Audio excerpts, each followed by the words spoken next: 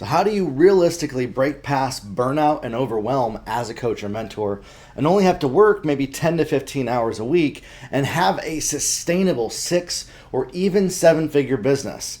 That's exactly what I'm going to be talking about here today, and I'm going to be giving you some strategies that I use that work in my business. They're updated for 2024, what's working right now through our testing, working with business owners in our coaching group, as well as what you can apply by the end of this video to get results.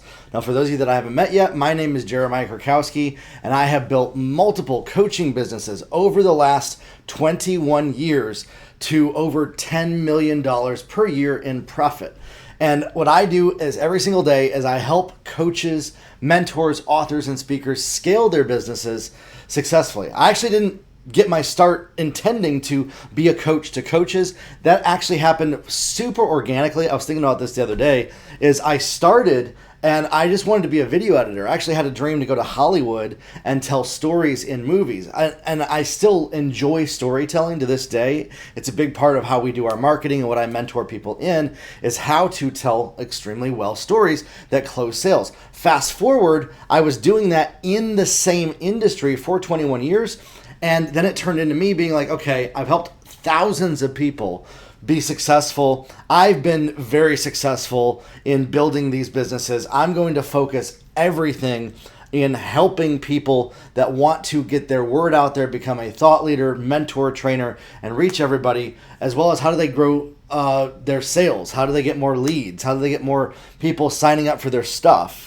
All of that put together, combined, turned into what I do today, and that's exactly how I help people. And so, but I do so without burnout, without working hundreds of hours a week, without having to spend a ton of time to get everything done. I don't spend hundreds of hours working. Now, could I? Sure, but I've chosen that I don't want to live that life because it's not sustainable. And that's something that I want to tell you, is that if you, even though you can, maybe temporarily it might make sense to grind or push yourself for a certain period of time to do things to get stuff done, but it's not sustainable long term as a lifestyle to be working hundreds and hundreds of hours. And oftentimes it comes from feeling like I have to work this much in order to be worthy of the kind of money that I want to make. Can I tell you this? 2 things, okay?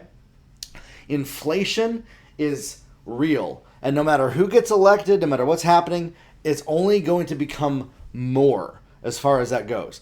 And so today, everything costs, it feels like, at least 50 to 100% more than it was 3 years ago. In fact, the numbers show that minimum most everything that we buy is at least 50% more than it was 3 years ago. I've actually seen the reports on this. And so realizing that you might be thinking in numbers in terms of money in a business based on 3 years ago numbers. Oh, I can just have a $50,000 a year business.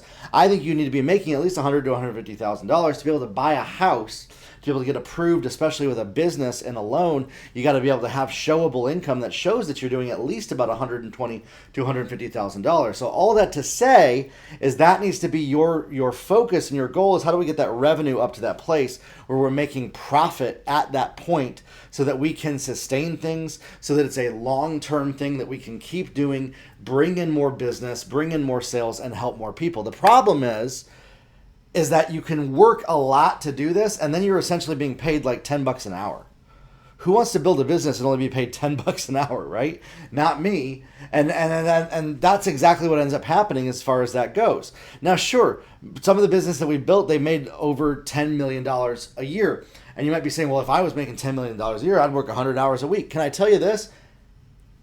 The people and the businesses that make that much do so by not working all the time, by actually spending time for having fun, spending time with their families. And they've learned how to systematize their time so that they're not doing all of this busy work. They're not working in the business. They focus in on the strategy, and they got 2 things. There's 2 things that end up happening, okay? We're going to go over here to the whiteboard here. Number 1, efficiency, okay? So efficiency is something that I have been called one of the masters of, is getting more with less work, getting more done with less work in businesses. If I can get the same amount of output for way less input, it is better all the time to do that lower input as far as that goes. And to find what we call that sort of sweet spot. It's kind of like, okay, we have inputs, but there's diminishing returns as we do that. I like to find the sweet spot before the returns diminish, and this basically goes based on our energy input. We all have a limited amount of time in our lifetimes, if we look at that, but also time in our weeks and time in our days as far as that goes. Now, if you're single, you don't have kids, you got more time. You know, when I was married without kids, I had more time. Now, got 2 kids. And it's like, okay, I don't have enough time. How do I get more efficient so that I don't come at it 15 years from now and I missed them growing up?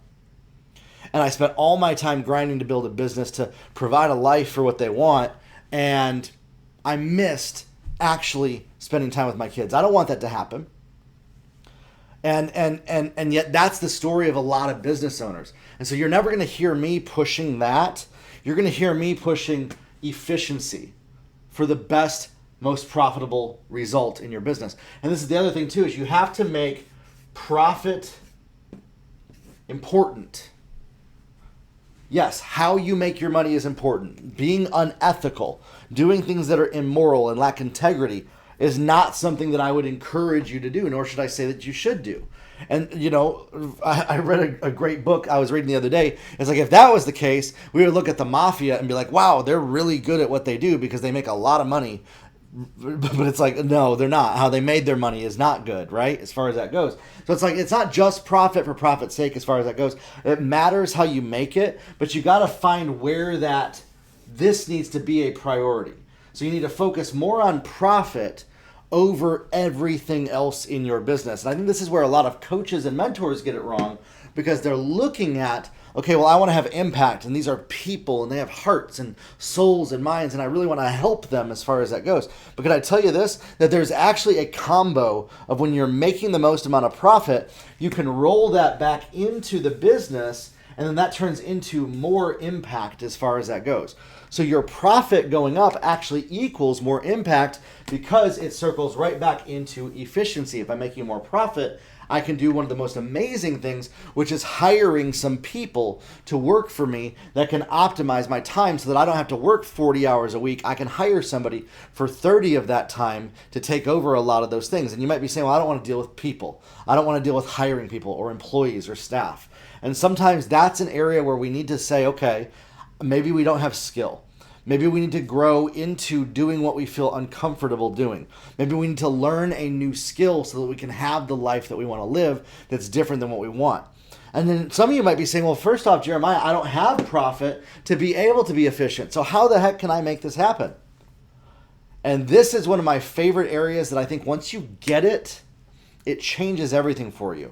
Because in the beginning, for beginners, this is what is very important, is learning how to control your thoughts. Learning the emotional self-control to where you don't allow yourself to be distracted, and you learn to control your attention, your own attention. Where do you put your attention? Where do you put your focus? And I used to really hate the word focus for so long, and this whole topic of controlling your attention. And I realized as well, like, we live in a world today that really pushes this idea of ADHD and adult ADHD. If you looked at me, I had the symptoms of it for years as far as that goes.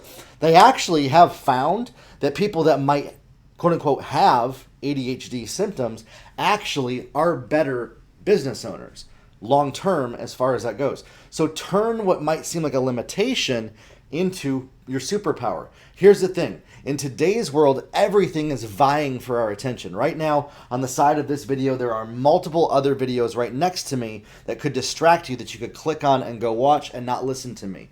You might be scrolling social media while you're watching me, listening in the background, paying attention to other things as far as that goes.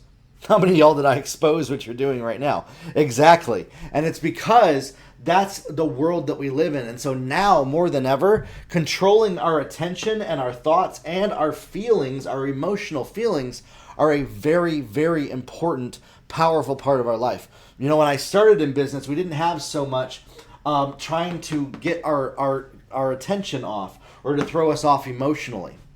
The algorithms weren't tuned with incredibly powerful AI that were intended to divide and conquer and distract us in order to amplify ad revenue for the creators of these algorithms and these platforms as far as that goes. Now, that's a whole other topic for another time, the ethics of that. These are businesses that have to make money, and so they've designed these mechanisms in there. You got to make your brain more powerful than the platforms that you're on. The number one way to actually reach clients is through social media. And I think that's one of the things that we have to learn to get good at, is we have to learn how to become master communicators. Okay? And people who are also master connectors. So communication and connection and the ability to communicate. And again, you might say, Jeremiah, who the heck do you think you are to tell me I'm not good at communication? I don't mean any disrespect at all to you, and I promise that. Because I know this might come across that way to some of you. What I mean is that there is a way of communicating that's more efficient. If you have to tell an employee or a staff member 10 times how to get something done versus you learn a different way to communicate so that they get it done the first time, that's a skill. And there's literally ways to gain that skill as far as that goes. In my coaching program, we actually work with you on how to be able to grow in these skills, to be able to build a business, to be able to reach people, to be able to communicate in a powerful way that is effective, that produces results. And you can find that over at my website, over at jeremiahkrakowski.com, the Client Growth Accelerator program right here, okay?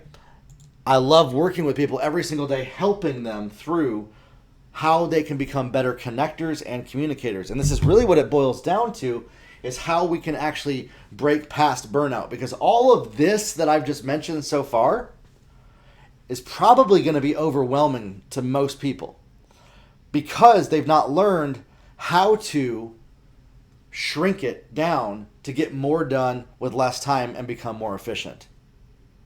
And so one of the number one things that we have to do is we have to learn to let go of controlling every little aspect and being such a control freak and a micromanager over every little aspect of what we are doing. And then our brain starts ruminating and coming up with reasons why it might not work out. This person might think this person might not like me, this might not produce results. And we end up living in these what ifs that end up happening. Can I tell you that living in the what ifs that might happen in your business instead of taking action, and I've said this, and I say this word very cautiously, but it is an important word. It's about having what's called an experimental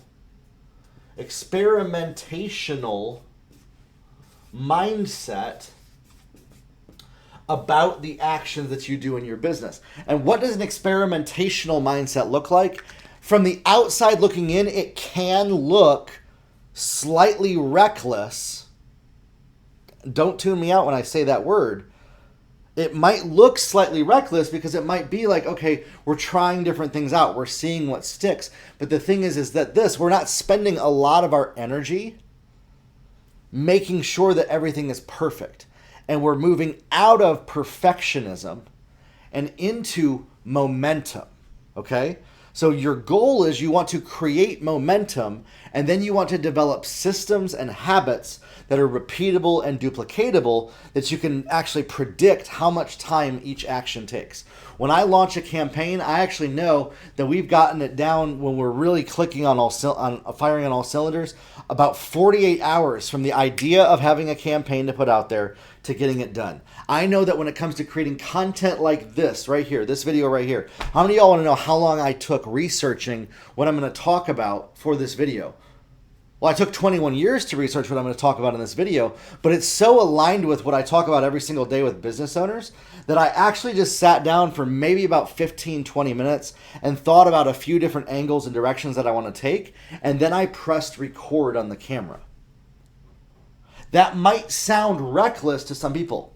It's not, because I know that what I'm talking about is so strategically aligned with what I teach every day to my clients, what I know works for people. And so there's a direct authenticity in what I'm saying that's going to produce quality, and it's learning how to speak and talk in what's called an extemporaneous way. Okay, so I don't have to come up with a bunch of strategies to be able to do this. There's a process to get us into the zone for that. One of my processes is sometimes I might read a novel. I might go for a walk. I might have a snack. I might play with my son for 10, 15 minutes as far as that goes to disconnect my brain slightly from the task that I have to do that might be overwhelming me. Because what ends up happening is our brain, when we focus way too hard on one task, you can actually take something that might only take you 10, 15 minutes of brainstorming, and it turns into 5 hours of overwhelm. And this is one of the biggest things that I find that happens with people. Or you might get overwhelmed with a technology tool. And then we start processing through, beating ourselves up that we're not smart enough, or we don't know how to do something, and all of this. And now we're off on a complete other path tangent in a direction that's not actually going to serve us for our goals, but rather distracts us. And this is what I was finding I was doing in my life for years, is I was distracting myself in the moments where I needed to focus all the time. When I didn't feel confident, when I felt uncertain, I would try to distract myself from having to do the action because I was afraid of what might happen if I mess up, if I make a mistake, if I don't do the right thing, as far as that goes. And so then that ballooned into hours and hours and hours of working time for me to get stuff done in my business. And quite frankly, a big part of it was I had to stop living in the past so much. I had to stop replaying all the things that I was afraid of. I had to stop ruminating on potential ways that things could go wrong. And I really had to align my vision and start visualizing what I was creating. So the idea was visualizing things going well for me. I'm overwhelmed by a Facebook ads campaign. It takes me 6 hours to create an ads campaign. That's what used to happen. Now, if I start visualizing the ads campaign working for me, even if I have no proof or evidence that it's going to work for me, that's where the experimentational mindset comes in. But I start having hope and expectancy of it working out well for me. It might only take me 15 minutes to get done. And you might say, well, Jeremiah, gosh, that sounds like a recipe for disappointment. That sounds like a recipe for being disappointed when things don't go how you want them to. And I think that's one of the keys is to get to where disappointment is no longer built up so much in our mind that it's no longer this sacred thing that's on a pedestal that we sort of try to avoid and also are afraid of. And it's like, what if things don't go how we want them to? We're experimenting. We're trying things out. We're testing things out. And again, this literally might create anxiety in you hearing me say this. That's where we have to resolve where is that anxiety coming from so that we can learn to calm our nervous system down. Because here's what then ends up happening. When you can learn to calm your nervous system down, when you have that pit in your stomach that's like, okay, this is too much. It's way too much. When you can learn to literally have emotional self-control and calm your nervous system down when that pit in your stomach starts coming in, and trust me, it happens to me as well. You can learn to hear your intuition better and your inner voice better. And then you start paying attention to what does that inner voice inside of you say that directs you on where to go. Is that inner voice directing you to do this? And you don't know why it's directing you to do that. And you don't know why it's telling you to do this. But you start being like, you know what? I think that I should try that out. And we end up stepping into what I call the childlike play mindset, where we trust our inner voice instead of just only being in logic. So what I do is I learn how to vacillate between, this is my logical brain right here, and then this is my heart, which is the inner voice, which is like following where your heart goes as far as that. And I literally, I'll vacillate between these two when I need to. If I'm way too focused in the heart side of things, I can be way too reckless and not really have a strategy as far as that goes. If I focus way too much on the strategy and the logic side, I literally start shutting out that inner voice inside of me that's trying to point and direct my footsteps as far as this goes. That's trying to say, let's go this way. And for me, I believe as well, I have faith in God that God comes into this and even helps give direction. Whether you have that faith or not, I totally understand. But this works, and there's literally neuroscience and biological science behind this that's connected to when we can learn how to bring all that anxiety down and we start listening to the instincts, the intuition, the experience, the things that maybe we know but we don't know how we know them. The things that we feel, we just got a gut feeling about. And you start following your gut more as far as that goes. They also say that the gut has neurotransmitters in it as far as that goes. That there's a second thinking brain inside of our gut that can also help direct us. So a lot of this, again, we don't have full-on explanations for how this works. There's like massive amounts of neuroscience and things that you could study on this topic. But all that to say is that when you can learn to really listen to that and you get out of focusing in so much on what you're not doing right, what could go wrong, and a big one is loving yourself, self-care, not punishing yourself, not beating yourself up when you're not doing the right thing, and giving yourself grace to mess up, that it's okay to make a mistake, that it's okay for things to not go perfect for you, that it's okay for us to try things out just to see what happens.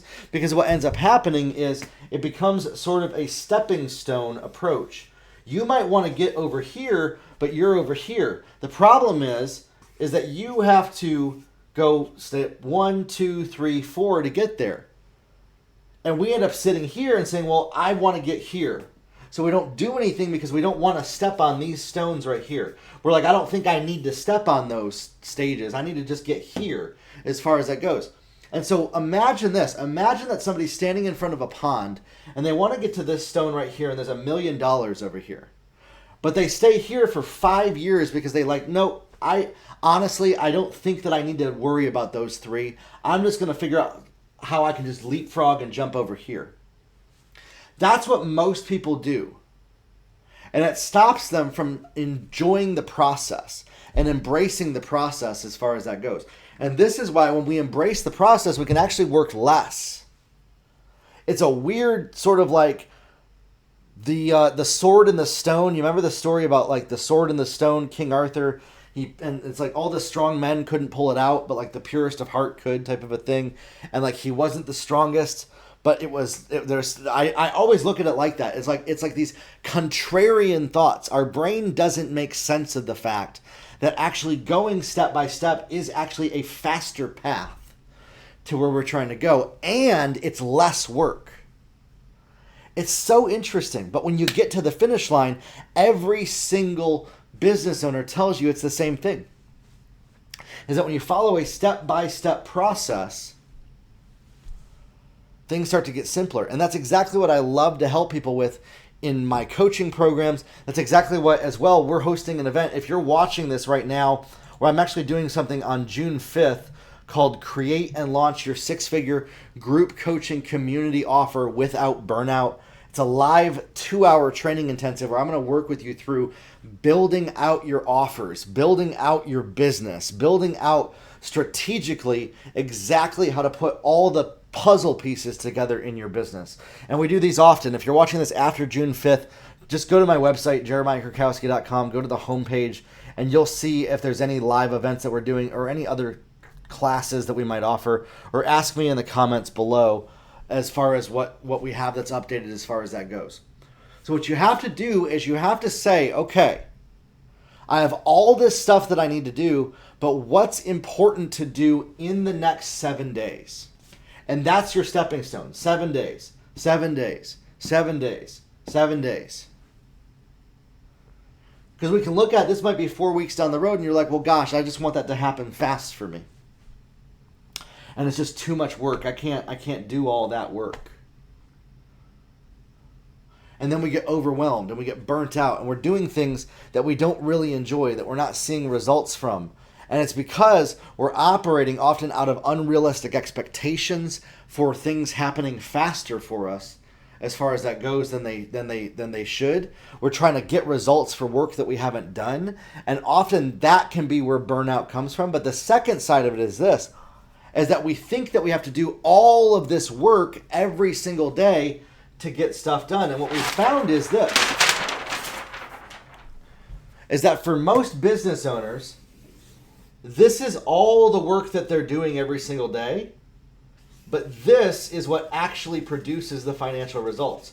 And what I encourage people to do is this, is that you might have all of this stuff that you might think that you need to do to be successful because you see gurus and stuff like that doing all this stuff, but really what got them there was bootstrapping it and doing this little bit of stuff and then adding more of those pieces over time as far as that goes. So when you can focus down and focus in on what is the 90% that you can eliminate and what is the 10% that we need to focus on, now we've reduced our amount of working time down from 100 hours down to 10.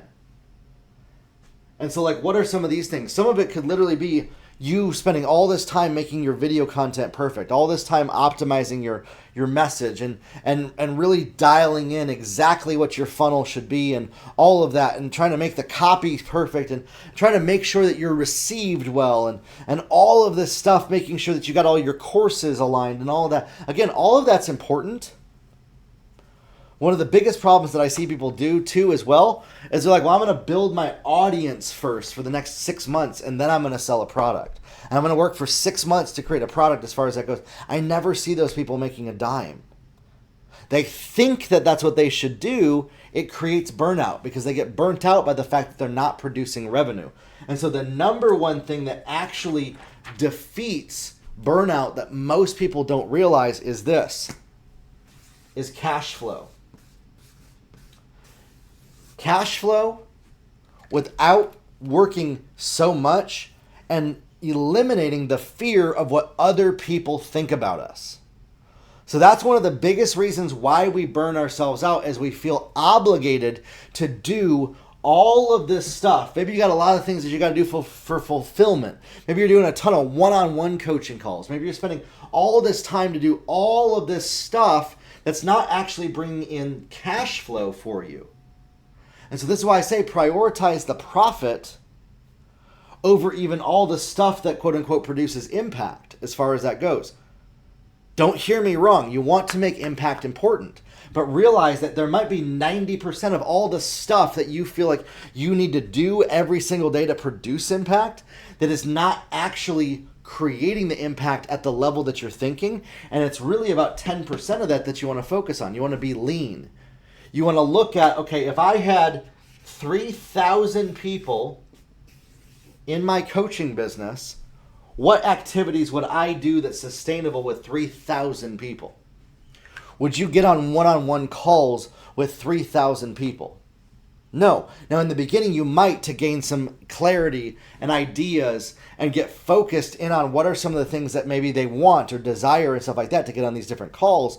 But we end up spending a lot of time doing busy work that doesn't turn into revenue for us. And so what we really need to do that turns into revenue for us is we need to communicate, right, with people. And this can be through social media. This can be through email, so that we can connect with them. And this is where we connect with the hearts of people, so that then we can sell to them what our programs are. And most people never get here to where they're selling. They focus in on communication and connection, but they're not actually learning how to ask the sales question. They're not actually going out there and diving deeper into saying, hey, here's something that I have to offer that's for sale for you to buy. Here's something for you to register for, to sign up for. Notice in this video, and it might have pissed off a few people, that's not something I'm concerned about as far as that goes, because I know the right ones that are supposed to be here are not upset about it. When I mentioned, oh, I have a live event that I'm doing right here. It's an incredible event. I'd recommend you register for. When I mentioned my coaching program right here, you might say, well, Jeremiah, maybe you shouldn't have mentioned that. I could go find that on my own as far as that goes. I don't need you to tell me about that. Okay, listen, understand that thinking of I don't need to tell people about what I do is why you're burnt out. Is why you're not making the kind of money you want to make. Now, the flip side is if all you're doing is selling, if all you're doing is telling people about what you have for sale, nobody's going to want to listen to you because they're like, oh, well, all you care about is sales. So you got to really learn to strike a balance of making a connection and delivering to people what they want and learning how to do so without spending a ton of time to have to do so. We think that we have to spend hours and hours and hours to be able to create this connection, but there's a way to communicate where you don't have to over-explain yourself, where you don't have to defend yourself and try to over-process as far as that goes, where you can learn how to communicate and say more with less words. That's effective. And that's exactly what I coach and mentor people on in my accelerator program. For those of you that do want to jump into this, I'd love for you to jump on our waiting list. And I'd love for you, when we do open the doors to this, to join us on this. And as well, join us for one of our live events that we are hosting, where I walk you through how do you create an offer that actually gets people to buy from you. What an offer does is it communicates, it connects, and it sells to people all at the same time. An effective offer. And you want to think in terms of offers. You want to think in terms of every single material that you put out there, even these YouTube videos. Every single piece of material that you put out there is letting people know about your offer that you have. Now, it doesn't have to be as explicit. It doesn't have to be as hardcore or direct. Your goal is you want to get people on your email list. And then from there, you want to provide value, which then helps them make a decision that says, maybe I want to work with you later.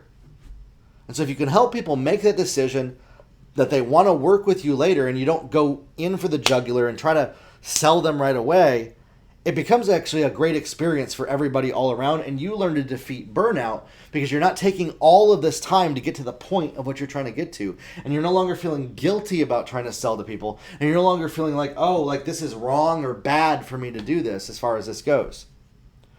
If you feel like it's wrong or bad for you to sell to people and you don't want to connect with people just for the purpose of selling to them, that's an area that you might need to address inside of you and really ask yourself, where does that come from? Why do I feel bad doing this?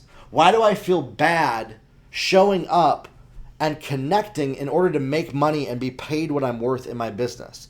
And again, it often goes to lack of self-belief, lack of self-esteem, not thinking that we're worthy of success, not thinking that we're worthy of people actually paying money for what we offer.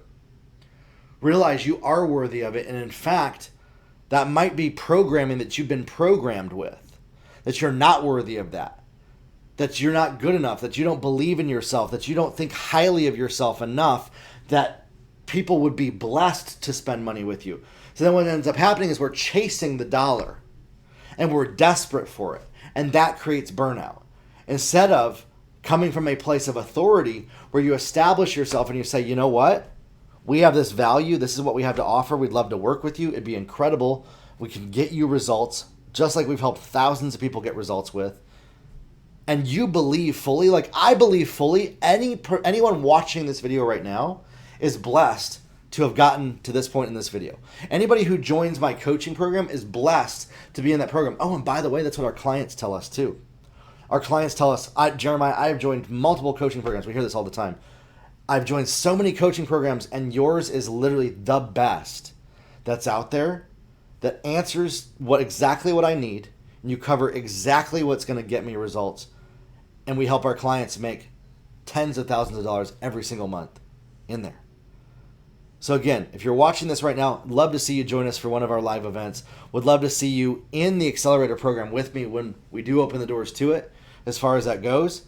Stay plugged in with this YouTube channel. Keep watching the videos that we have. And I want you to start to learn how to sell. And I want you to start to learn how to get more results. If there's a topic or something that maybe I've shared that you want me to dive deeper into, leave a comment below and let me know. I like to hear from you about maybe what are some of the other topics that you'd like me to share or make video content about or things like that. And then we will create more content based on that. So leave me a comment, let me know, and we'll dive in deeper. What business are you in? Tell me as well. What are you working on? Where are you stuck? Let me know where you're stuck in your business. That might also help us as well. Let me know what stage of your business that you want to get unstuck in. There's no need to be embarrassed at all. And I'll create more content for that as well to help you and to help you get results. Love to work with you deeper. Would love to work with you on a much more intentional level. And I hope that we can. Have a good one, everybody, and we'll talk soon.